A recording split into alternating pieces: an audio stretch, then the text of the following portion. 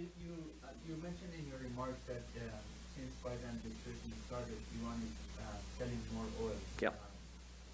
So if the talk is now is let's buy oil from Iran and Venezuela, with no deal, and you're still selling their oil, why even Iran should be able to go to a kind of a deal? And one other question in terms of which you make comes November 2022, and if the House, if the Congress is in the Republican control, what happens to the deal?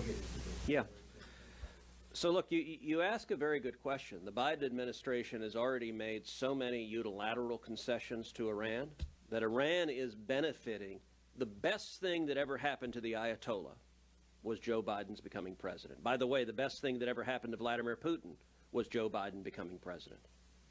And tragically, the best thing that ever happened to communist China was Joe Biden becoming president. All of our enemies are growing stronger. We don't know what is in the deal. We know that this administration is desperate to cut a deal. We know that they're so desperate they asked Russia to negotiate the deal for them. Pause and think for a second just how much you want a deal if you go to Russia and say, will you be our trusted intermediaries?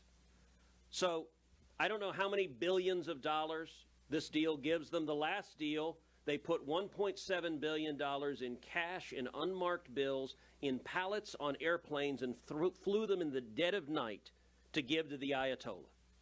My assumption is this deal is much, much worse.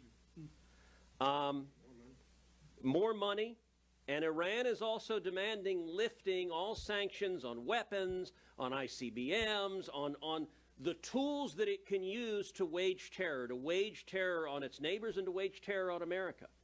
And apparently the Biden administration wants to be the #1 funder of Iranian terrorism. It makes no sense whatsoever. And the American people know that. And as bad as Iran is now, a nuclear Iran, they're one of two scenarios of a nuclear Iran.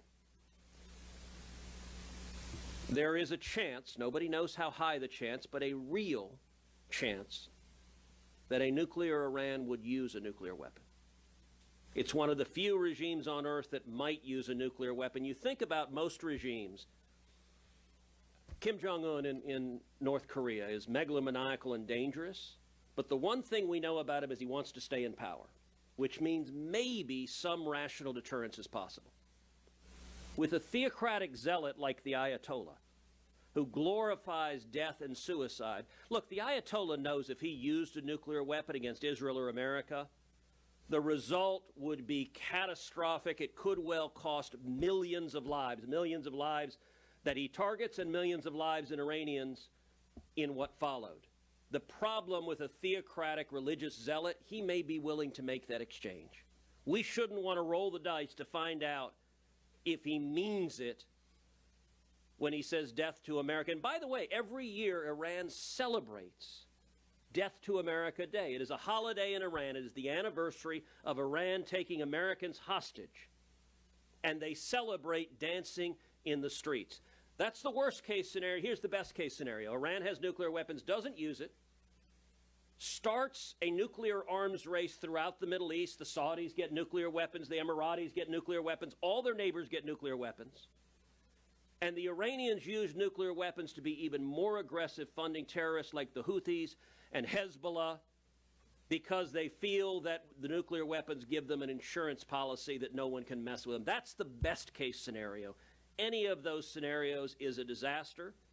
And we'll close out by giving an opportunity for what I believe will be Chairman Risch in just a few short months to answer your question about how Chairman Risch and the rest of Congress would view these things. A first-year law student will tell you that